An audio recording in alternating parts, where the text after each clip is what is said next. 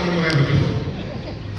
ഇത് വാസ്തവമാണ്, ഒരു പരിധിവരെ വാസ്തവമാണ്. അന്ന് നമ്മുടെ അമ്മമാരൊക്കെ അവർക്ക് പ്രതിസന്ധിയില്ലായിരുന്നതുകൊണ്ടല്ല, അവർ ത്യാഗ മനോഭാവത്തോടുകൂടി കുടുംബത്തിന് വേണ്ടി സാക്രിഫൈസ് ചെയ്ത് ജീവിച്ചു വലിയ പ്രതിസന്ധികളൊക്കെ.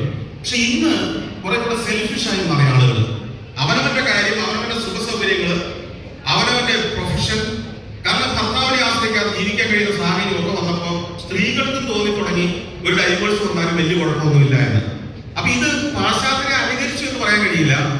ജീവിത നിലവാരവും വിദ്യാഭ്യാസവും സ്വന്തം കാലം നിൽക്കാനുള്ള അവസരങ്ങളും വന്നപ്പോ അതിന് കൂടുതൽ സാധ്യത ഉണ്ടായെന്ന് കൂട്ടിയാൽ മതി.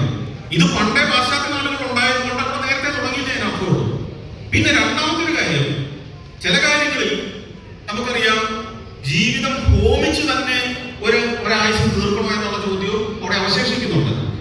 അങ്ങനെ ആർക്കു വേണ്ടി നമ്മുടെ ഒരു ജന്മം ഹോമിച്ച് തന്നെ തീർത്തിട്ട് അടുത്ത ജന്മത്തിൽ പിന്നെ വീണ്ടും ഇവിടെ വന്നിട്ട് നമുക്ക് വേറൊരു വിവാഹം കഴിക്കാമെന്ന് തീരുമാനിക്കാൻ കഴിയില്ലല്ലോ. അപ്പൊ അതുകൊണ്ട് തന്നെ സ്വന്തമായി ചിന്തിക്കുന്ന ആളുകൾ, പുരുഷന്മാരും സ്ത്രീകളും ഉണ്ടായിരിക്കുന്നു. അതാണ് സാഹചര്യം. അതിനെ ഒരു യാഥാർത്ഥ്യബോധത്തോടെ സമീപിക്കുക, ബാലൻസ്ഡ് ആയിട്ട് കൊണ്ടുപോവുക. പെട്ടെന്നുള്ള പ്രകോപനങ്ങളിലും നിസാര കാര്യങ്ങളിലും കുടുംബം എന്ന മഹത്തായ സങ്കല്പത്തെ നഷ്ടപ്പെടുത്താതെ കുഞ്ഞുങ്ങളെന്ന് പറയുന്ന അവരുടെ ആയുസ്സിനെ, അവരുടെ ഭാവിയെ നശിപ്പിച്ചു കളയാതെ ഇരിക്കാനുള്ള പക്വത കുടുംബത്തിൽ കാണിക്കുക എന്നുള്ളതിന് മാർഗമുള്ളൂ. എനിക്കൊരു ചോദ്യം,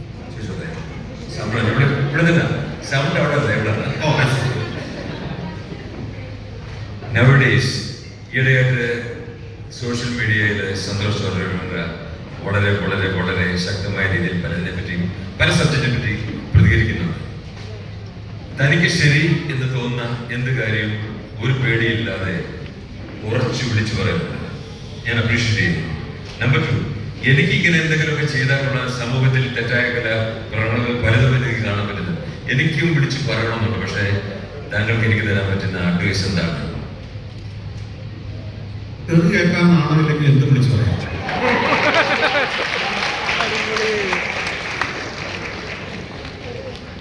ഇല്ലെങ്കിൽ പിന്നെ ഒരു 30 ദിവസത്തേക്ക് ട്രെയിനിങ് എൻ്റെ കൂടെ വരിക.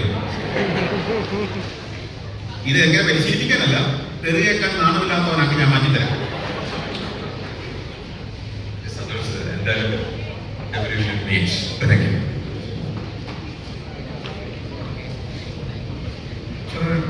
രക്ഷിതാവ് എന്നുള്ള നിലയിൽ ഒരു ചോദ്യമുണ്ട്. സാറ് ഏറ്റവും കൂടുതൽ യാത്ര ചെയ്തിട്ടുള്ള, രാജ്യങ്ങൾ കണ്ടിട്ടുള്ള, കൾച്ചേഴ്സ് അനുഭവിച്ചിട്ടുള്ള, ഞങ്ങളെല്ലാവരും പ്രായഭേദമന്യെ ആരാധിക്കുന്ന ഒരാളെന്ന നിലയിൽ സാറിൻ്റെ ഒരു അഭിപ്രായം ഞാൻ ചോദിക്കുകയാണ്. നമ്മുടെ കുട്ടികളെ ഇപ്പം മറ്റ് രാജ്യങ്ങളിൽ പോയി പഠിക്കാൻ ആഗ്രഹിക്കുന്നു, അതൊരു ട്രെൻഡാണ്. പക്ഷെ അതിൻ്റെ പുറകിൽ വരുന്ന ചിലവ് ഏകദേശം ഒരു 10-20 ലക്ഷം രൂപ മിനിമം വരും. ഇതൊരു ഇൻവെസ്റ്റ്മെന്റ് ആയിട്ട് നമ്മൾ കാണണോ അതോ സ്പെൻഡിങ് ആയിട്ട് കണ്ടാൽ മതിയോ? എൻ്റെ ചോദ്യത്തിന്റെ രണ്ടാമത്തെ ചോദ്യം ഇതാണ്. സാർ ഇത്രയും യാത്ര ചെയ്തു, ഒരു ടോട്ടൽ ക്വാളിറ്റി എഡ്യൂക്കേഷൻ ഈ കുട്ടികൾ മറ്റൊരു സംസ്കാരത്തിൽ, മറ്റൊരു രാജ്യത്ത്, മറ്റൊരു ലാംഗ്വേജിൽ പഠിക്കുമ്പോൾ ഒരു നല്ല മനുഷ്യനാകാൻ അവനുള്ള അവസരം കൂടുതലാണ്. ഈ 2 ചോദ്യമാണ്. നിങ്ങള് ഏത് നാട്ടിൽ പോയി പഠിക്കുന്നതും തൊഴിൽ നേടുന്നതും തെറ്റായ കാര്യമല്ല. പക്ഷേ ഒരു പണി കൂടി മുന്നിൽ നിൽക്കുന്നത്, ഞാൻ വിശ്വസിക്കുന്നത്, സ്വന്തം ജന്മനാട്ടിൽ പ്രവർത്തിക്കാൻ അവസരം ഉണ്ടാകുകയും പ്രവർത്തിക്കുകയും പെർഫോം ചെയ്യുകയും ഈ നാടിന് വേണ്ടി എന്തെങ്കിലും കോൺട്രിബ്യൂട്ട് ചെയ്യുകയും ചെയ്യുന്നതാണ്. ഇപ്പൊ നിങ്ങളുടെ വീട്ടിൽ ഒരു പ്രതിസന്ധി ഉണ്ടായി എന്നതിന്റെ പേരിൽ പിറ്റേ ദിവസം മുതൽ അടുത്ത വീട്ടിൽ പോയി താമസിച്ചേക്കാൻ തീരുമാനിക്കാറില്ലല്ലോ. വീട്ടിലെ ആ പ്രശ്നം പരിഹരിച്ച് നമുക്ക് ആ വീട്ടിൽ തന്നെ നിൽക്കാൻ പറ്റുമെങ്കിൽ അതല്ലേ നല്ലത്. മറ്റൊരു കാര്യം ഞാൻ എപ്പോഴും കുറച്ച് വിശ്വസിക്കുന്നു, ഞാൻ നേരത്തെ പറഞ്ഞിട്ടുണ്ട്, അത് കുറച്ച് പേർക്കൊന്നും ഇഷ്ടപ്പെട്ടിട്ടില്ലെങ്കിൽ ഞാൻ വീണ്ടും പറയുക ധൈര്യപൂർവ്വം, നിങ്ങളൊരു അന്യനാട്ടിൽ പോയി ജീവിക്കുന്നത്, ഞാൻ അന്യനാട്ടിൽ പോകുന്നതിനെതിരല്ല, അന്യനാട്ടിൽ പോയി ജീവിക്കുന്നവർക്കെതിരല്ല. ഞാൻ നമ്മുടെ കേരളത്തിലെ സാഹചര്യത്തിൽ മറ്റു മാർഗങ്ങൾ ഈ അടുത്ത കാലം വരെ ഉണ്ടായതിൽ ഇപ്പോഴും ഇല്ല, വാസ്തവമാണ്. പക്ഷേ ഭാവിയിലും അങ്ങനെ ആവണമെന്നല്ല ഞാൻ പറയുന്നത്.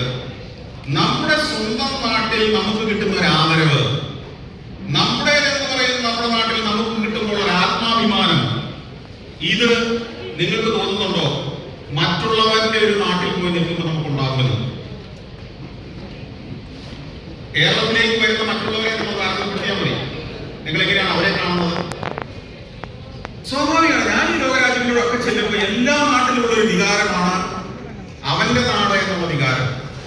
അത് ഏറ്റവും അവസാനം ഞാൻ പോയ ഈസ്റ്റ് തിമോർ എന്ന് പറഞ്ഞ രാജ്യമുണ്ട്, ലോകത്തിലെ ഏറ്റവും ദരിദ്രമായ രാജ്യങ്ങളിലൊന്ന്, ഏറ്റവും അവസാനം സ്വാതന്ത്ര്യം കിട്ടുന്ന നാടുകളിലൊന്ന്, ഇപ്പോഴും വലിയ സാമ്പത്തിക പ്രതിസന്ധി ജീവിക്കുന്ന ഒരു നാട്.